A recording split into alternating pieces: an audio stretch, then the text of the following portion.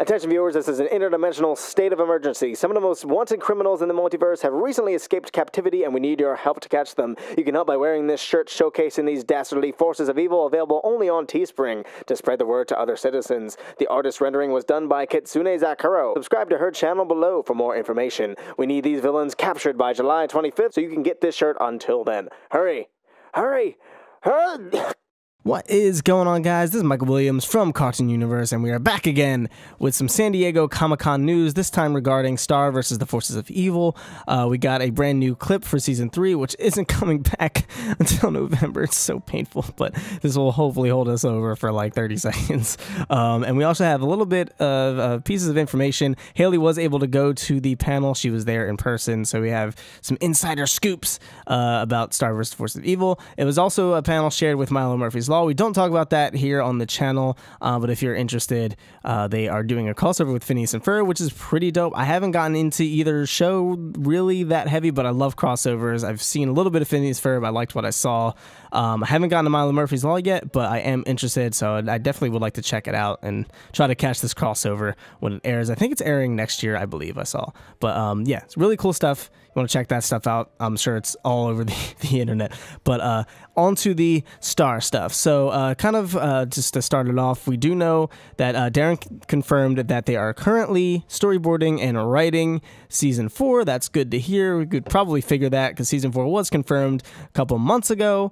So we know that our cartoons usually take about a year to produce fully. So it would make sense that they would start development on Season 4. So that's very exciting, and obviously begs the question, what is going to happen in this season? Because now Toffee is, spoiler alert, dead, maybe, potentially. You should check our theory video out on that at the end of this video. But yeah, Toffee's probably dead. It looks like they're setting up Eclipsa to be the new villain. So I'm curious, like, what is going to happen this entire season, and then moving forward for the next season, like, how is this all going to fit together? So that's very exciting.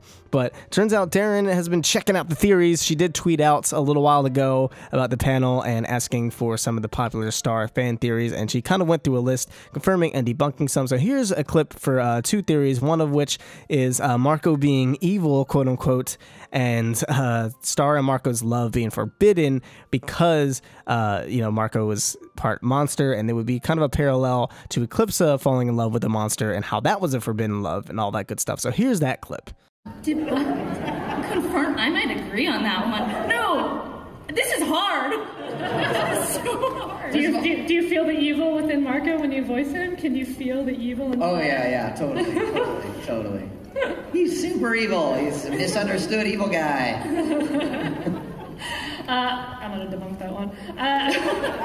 Okay, the monster arm makes Marco half monster, which makes any love between Star and Marco forbidden. TBA. Interesting. Yeah, like I said, this shouldn't be confirmed or debunked. I'm not going to defer. I'm not going to confirm or debunk this one. I'm going to leave this one mysterious. I'll confirm it. So as you can see, it looks like Marco is not actually evil, but he may have some evil inside him, potentially. They're doing a lot of joking around, so it's kind of hard what the message is there for a lot of these things.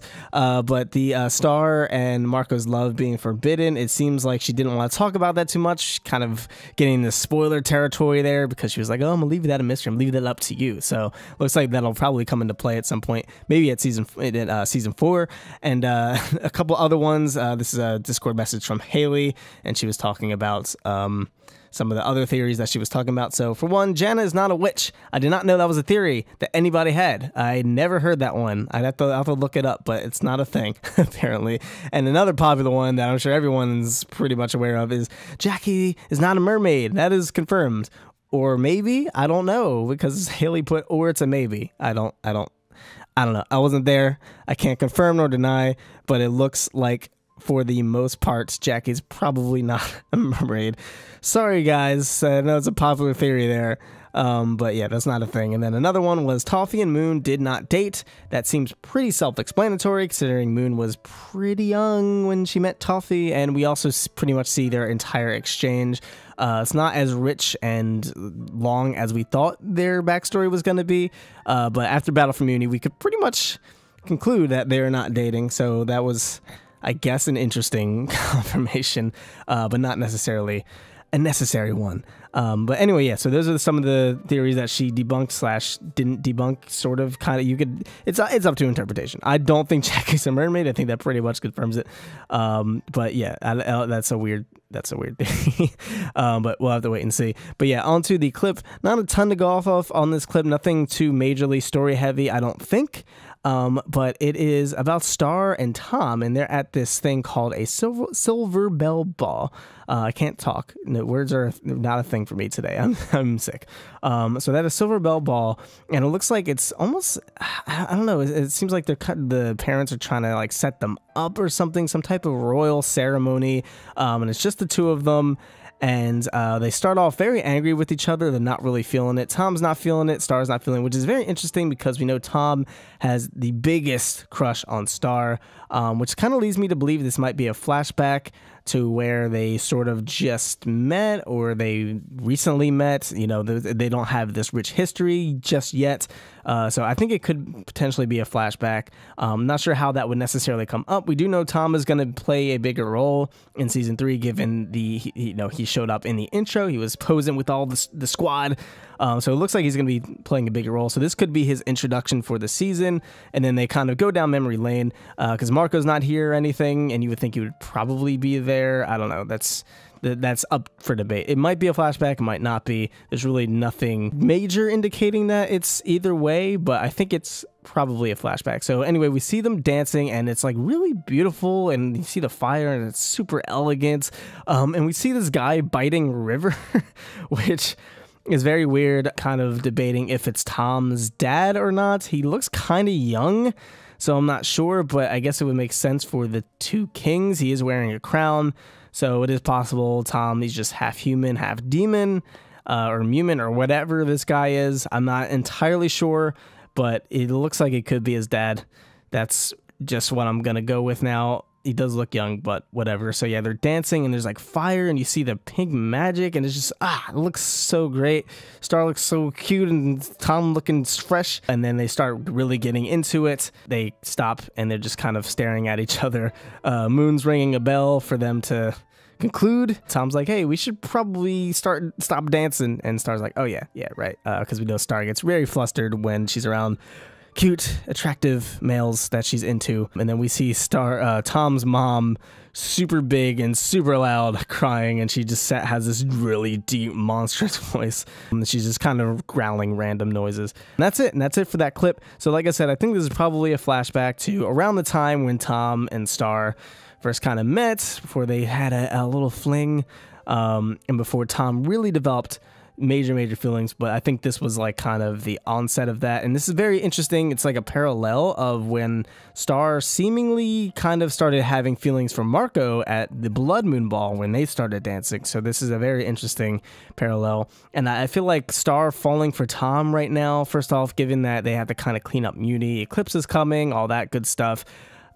She still has feelings for Marco's with Jackie. Like, I feel like, okay, now we have Star and Tom, and then Star and Oscar, sort of, and then Marco and Jackie, and Star and Marco, but like, it would just get way too complicated. So that's another reason why, from a writing standpoint, why I think this is a flashback. I think that would just really muddy up the romantic storylines there, but I think that's pretty much it. No other pieces of major information that I know of, because it was a panel that was shared with Milo Murphy's Law, so they had to kind of split it. But yeah, I think that's pretty much going to cover it. What do you guys think of this clip? What do you guys think of this news, those potential theories that were debunked? Let us know in the comments down below. Be sure to subscribe, hit that notification bell, because we're going to be doing a lot of San Diego Comic-Con coverage. I didn't see anything about the Rick and Morty panel, but we're going to look deeper into that. Hopefully there were some pieces of news for Rick and Morty, even though it's going to be airing soon anyway, so the clip wouldn't necessarily be necessary, but I do hope that they release something or some type of information that is interesting. We have a Miraculous panel coverage that's going to be coming up either later tonight or tomorrow morning. Haley did get to go to that panel yesterday, so that's some interesting tidbits there. They're always very generous at the Miraculous panels, and hopefully we get some Steven Universe footage up. But yeah, be sure to subscribe, hit the notification bell so you can be alerted, and if there's any other Star pieces of information, we'll definitely be sure to let you know. But thank you guys so much for watching, and we'll see you in the next video. Peace.